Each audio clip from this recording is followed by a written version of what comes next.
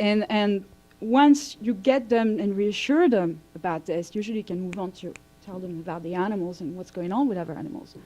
But until you get past that fear, it's usually very hard to even get them anywhere else. So that was really what brought me to learn nutrition and look at all this nutritional myth. And I spent about 1.5 years doing that. And it works. I mean, if you address those concerns first, I noticed you're more likely to actually get them to look at the ethical aspect as well. But you have to address those fears. Because if they feel that if they look at ethics first, if they feel they can't do the right thing, and they feel they've sentenced themselves to be the villain. Yeah. But if they explore the possibility that they can do it, then they feel safe to explore it. Right. And if you look at all those so-called ex-vegans out there, a lot of them fall off the wagon because they didn't have, they still have those, misconception about diet. A lot of them, you hear even from vegans, soy is bad. And because you get all this information that soy is bad, right? That's why I ended up writing something about it, because it was really annoying me. And I thought, I got to write something about this. But anyway, you got all those nutritional myths that have been around for 10,000 years, and they're deep in our subconscious. If I don't eat meat, I don't get protein. If I don't eat dairy, I don't get calcium. If I don't eat fish, I don't get my omega-3s. Obviously, we know that we don't need to do any of that to get all those minerals. But most people don't know that, because the marketing is constantly telling us, you have to have your milk, you have to have your meat, you have to have your eggs, you have to have your, et cetera, et cetera. So I think for the most part, once you get past the worry about nutrition, then you're more likely to talk to them about what's going on with the animals. Some people do the other way around. Some people are just going to say, oh, it's horrible what's happening to the animals. I cannot eat animals anymore. Great. They start right where we want them, right? But a lot of people, it's the opposite. They will start with the nutritional stuff. I just have to say that I think most people are in an omnivore's dilemma, which is they hate what's going on with the animals, but they don't think they can survive without meat. Exactly. And they have both concerns in mind, but they have their own survival at the top of the list. Yeah, people are selfish. I mean, I don't mean this in a nasty way. They care about the animals. Yeah. People are selfish, and I don't say selfish in a mean way. I meant that we tend to want to take care of ourselves first. That's just human nature. And then, for us, obviously, it extends to other animals. But for most people, it's just, oh, what's in it for me? The first reaction is, what's in it for me? It's more just, I want to survive. And It's survival. It is. Without eating meat, and they don't know how. And that's where I was at for a long time. I hated what was going on with the animals. I cared about the animals. But I was allergic to soy. If I put it in my body, I got hives all over my body. I couldn't put it in my body, and I really didn't think I could get protein any other way. And I had no idea how to do it. I didn't want to live on rice and beans. I didn't know what to do, and I didn't think it was possible. Yeah, I've been there. I know exactly what you're talking about, because once again it comes down to nutritional ignorance. It's just basic. Yeah, but I also had a health condition. I couldn't eat soy. Right. I have a friend who has an autoimmune disorder, and she can't eat wheat or soy. And so she doesn't think she can. She's tried vegan diets, but she could never find enough. Yeah, it's big challenge. Be okay with it, and there's, so I think nutrition is a very important part of it, and that we need nutritionists to help vegans achieve being vegan, or help humans achieve being vegan, because they want to be. Yeah. They just need to have, diets constructed based on their personal body situation. Right. I mean, it comes down again to the idea that consciously people want to do the right thing. Most people do. I mean, if you ask somebody on the street, they're not going to say, oh, I want to be mean to animals. I'm going to wake up tomorrow and I'm going to torture some cows, right? They don't do that. They just wake up, they go to the store, they buy their piece of flesh, and they don't think about it. It's completely disconnected. But if you ask them, do you consider yourself an animal lover? A lot of them will say yes, even though they eat animals. And then if you ask them, do you care for animals and would you like to, do more for animals? Most of them will say yes. But they are, like you pointed out, there are those nutritional aspects that scare people. Once again, because of all this propaganda we had for so long. And, like I said. Yeah, absolutely. But don't forget GMOs as well. I know, that's what I mean. And the hybridized wheat gives everybody this gluten disorder, so they can't eat meat. So their options become lower and lower on ways to get Lisa? I was going to say, the tool, I think, for being successful in adopting a vegan diet is learning some cooking skills. And when you learn cooking skills and then learning, discussing, what do I do when I go out to dinner, what do I do when the family's home, they're omnivores, what do I do, how do I do this in a way that's not disruptive and doesn't disturb the ambiance of the evening. So taking classes, PCR has some wonderful classes. I'm a PCR instructor, but the 21-day Kickstart is a free program online. You go to PCRM.org and sign up for it.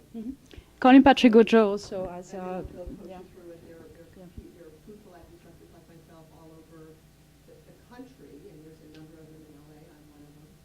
So it really is possible to learn some baseline recipes. Within the classes, depending on the series that one takes, there are anywhere between 5 and 8 classes. You learn 2 or 3 recipes at each class and get example of them. So you come away knowing 24 or so recipes. Then from that, you can figure out how to build and how to order in restaurants and how to really get some good skills and know that you're getting enough nutrients without having to focus on gluten-containing wheat or barley, rye, oats, people that have soy intolerance. There are alternatives, so people can just learn how to learn some fundamentals. Absolutely. I love That's the tool, and if Yeah. people doing it with the tool and they do it for a short time and they can measure, we don't suggest doing it twice a week. We suggest in all of our classes, if it's a 5-week class, the first week is just play around, try some new recipes. You're not vegan, you're not giving up dairy, you're not giving up meat, you're not giving up eggs. Let's just try some recipes and see how we like it. So you can try the yogurt, for example, try a vegetable-based main course for dinner, and just, oh, this was really good, without saying you're going to give these things up and never ever eat them again. And then you get the students ready to then make their commitments, and then they do a 21-day kickstart. And during that kickstart, we are very emphatic about not deviating from it at all. Which 3 weeks, that's all you need to do is 3 weeks. Because people that have never done this before can't visualize how they're going to feel at the end of the 3 weeks. You can tell them and have other people say their stories, but they're not going to really conceptualize it in their own brain until that 3 weeks is over, and they can go, I'm sleeping better at night. In the morning I don't hurt. Oh my God, my energy is gone. My complexion was really, my complexion cleared up. And everybody has different responses. But that becomes the driving force at the end of the 3 weeks. In the last week of a 5-week class, we talk about everybody's experiences, and it becomes very powerful because everybody has all these great things that happen to them. Not that we really want to go home and have steak. I don't think so. Then they're more inclined to say, I could do this a little bit longer, and then you sort of build on that. And then before you know it, and as a bonus, Lunch you made for the vegan retreat, that was fabulous. And that was meat-free, soy-free, protein-based, so it's possible. yeah, I did that program myself for a while. I think around the beginnings when they started doing that in the early days. I lost about 30 to 40 pounds on it, which was fantastic. And yeah, I'll tell you, 1 day of meals to me lasted a week because there's so much food that I just could not get around to finishing it all in 1 day. So it was very easy to do it because I would prepare 1 day of food and it would last me a week. And I would move on to the next week and take my Sunday and literally cook for a few hours and have the food for the rest of the week, just because I was living by myself and it was so much food each time in terms of quantities. It's a fantastic program, I agree. Another person who has something similar is Colin Patrick Goodrow. She has a 30-day vegan challenge, which is very cheap to get. I think it's like $20 a month or something. And she gives all those really good, wonderful recommendations and tips. And she does it with her own wonderful, magnificent, kind, and loving way. So, very good point. Thank you. Sarah. One more point and one bigger point. I just want to say I spent 3 whole days with Lisa. She helped me recover from my bladder surgery last Yay! year. And she showed me how to cook without oil or butter. Mm-hmm. Absolutely, with water. I had no idea. I had no clue. I was hopeless. So I lost some weight. I felt amazingly better. And I just wanted to say kudos to her. It was amazing. I actually think you look better, actually. You're great. Well, you know, minus full bladder, 5 minutes. But she did absolutely absolutely showed me alternatives. And as a vegan, you can eat crap. Absolutely. Yeah. The earth balance, which we all hail as our Bible of butter, get rid of that. Absolutely get rid of Yep. that. Absolutely no need to ever have a butter product Yep. again. I don't even have it now. Yeah. Yeah, that's absolutely. We don't need No more. hummus. Hummus. And as Dr. Assassin would say, no oils. No oils. Yeah, a little bit, but it's still pretty high fat, so So that's she good. makes her own mayo with the almond milk. She just adds Yeah, I make things to dressing, it. I make dressing. Yeah. On the yogurt. On the yogurt. All I don't need to have something that's 100%. Yeah, that was the first thing I learned with PCR, is that no oils and cooking without the oils. Because I'd rather eat, I'm gonna eat food, there's calories. Because if you think about it, a tablespoon of oil is 14 grams of fat and 130 calories per tablespoon. Yeah. Who uses 1 tablespoon of salad dressing on a big salad? Probably not. How many people use? Maybe 3, maybe 4. Well, that's almost 500 calories. So if people are wondering, can you eat salad? Why am I gaining weight? Because you're getting a salad plus 500 calories in oil that has no fiber, it doesn't fill you up, it just increases it gives you the calories from that, but you don't really get full because it doesn't activate your stress receptors and your pressure receptors in your stomach that send the signal to your brain that your brain knows that your belly is full. So I'd rather eat the calories from fiber and not oil. So. Good job. Second point, a Sure. big point too, is as vegan outreaches and vegan animal rights advocates and activists, we do all have the responsibility, whether it's tiny or big, to inform and educate. And that's what this conference is about. The idea that vegans become vegans overnight, I think is a myth.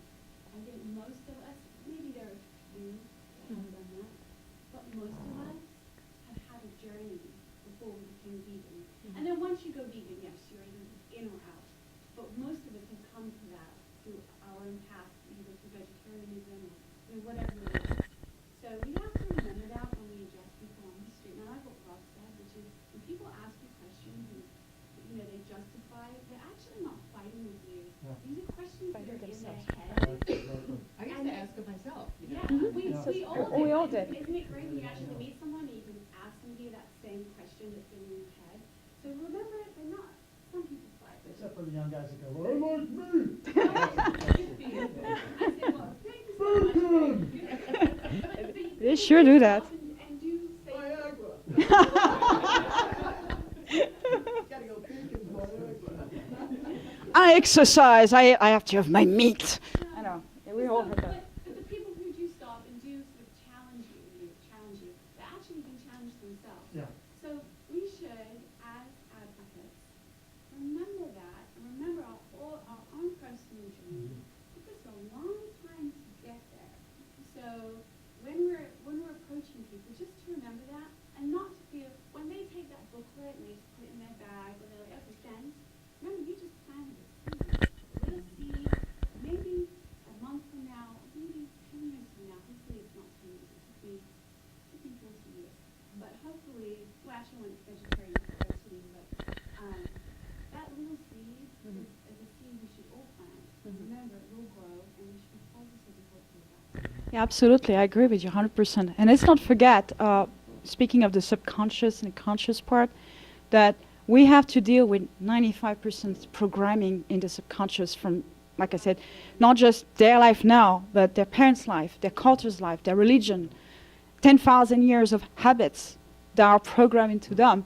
We have to be aware of this, that, it is very hard to deprogram someone overnight. Absolutely. It's just, I don't expect people to go vegan overnight. Some, like you said, do. There are very few. It's true. But you got it right. It's about planting seeds and planting some subconscious seed, I call them, because really, their conscious might listen to you, but the next day they're going to go to McDonald's, very likely, because suddenly the subconscious programming is here. Oh, forget it, just go get those chicken McNuggets, right? But those seeds will grow eventually, and the more of us, the more we're going to reinforce those ideas, and the more people are going to want to join us. So that's why we have to look at the big picture. Thank you, very good. Jim. I knew a salesman who built his career with DVDs. And he'd say, do me a favor, look at this DVD. I'm going to drop it off. I'm not going to turn on my car. My car's going to be an idle. I'm just going to run up, drop it off, and I'll pick it up the next day. What do you think of it? And he made a bundle doing that. And we should have, once our budget allows it, a collection of forks over knives DVDs. Mm-hmm. Because when someone gets, death sentence from a doctor, you have cancer, or you have heart disease, boy, they're hyper suggestible. They watch that DVD, and that can send them on the road to veganism. Yeah, it's And also have a stack of Earthlings mm-hmm.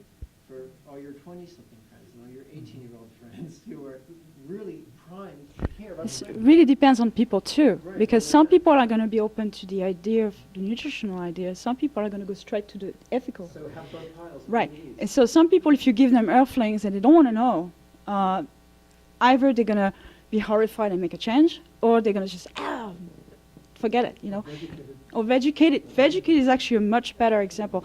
The other one I have in mind is The Ghost in Our Machine, which I can't wait for the DVD. I really can't, because it's just such a beautiful, magnificent movie. And the other one I was thinking about, which I saw people crying during this movie that were not vegans, is The Peaceable Kingdom. It's one of my all-time favorite documentaries, and it's about, if you don't know what a Peaceable Kingdom is, it's the journey of Harold Brown. Peaceable Kingdom. And it's a peaceable. So if you don't know what it is, it's the journey of Howard Brown and Howard Lyman, where one was a dairy farmer, the other one was a cattle farmer, and how they suddenly connected the dots and went vegan and became vegan advocates. And they're amazing speakers. I particularly love Howard Lyman because he's such a powerful speaker. I wish we could hear him in Southern California again. Hopefully he'll come. But the movie is about their story, and it's about also those people who used to own goats and were very disturbed by the fact that the babies had to go to slaughter. And they started connecting the dots, and they turned their farm into a sanctuary. So you got all those really interesting people, and this very moving story. And I saw, when I showed that movie at the Vegan Club, there were people in there who were not vegans, but when they saw the movie, I was observing them, and they were just in tears. There was something, deep down happened in their heads. I remember this woman came to me right before the movie, she said, "So you're going to tell me not to eat meat?" And I said, "I'm not going to tell you anything." You're going to tell yourself. I'm pretty much. I said, "I'm not going to tell you anything. You watch the movie, you make up your own mind." That's what she did. She was crying. She was crying during the movie. I said, "The movie's going to tell her. I don't need to tell her. She's got to hear it from the movie." So I don't know if she went vegan. I may never know. But I'm hoping something happened in her mind that started to make her think. And you have those beautiful images of happy animals in there as well from sanctuaries. It's just a beautiful movie. I love that movie. So looking forward to The Ghost in Our Machine again. Yes. You're welcome. All right. Okay. No more. Thank you so much. If you want more information, I do have material on the table you can pick up. I have several articles. I printed copies for you that address some of the stuff I talked about today. I have some business cards, and I have some brochures that you can pick up. It's got my website and my blog on it. So help yourself. It's all free. Thank you so much.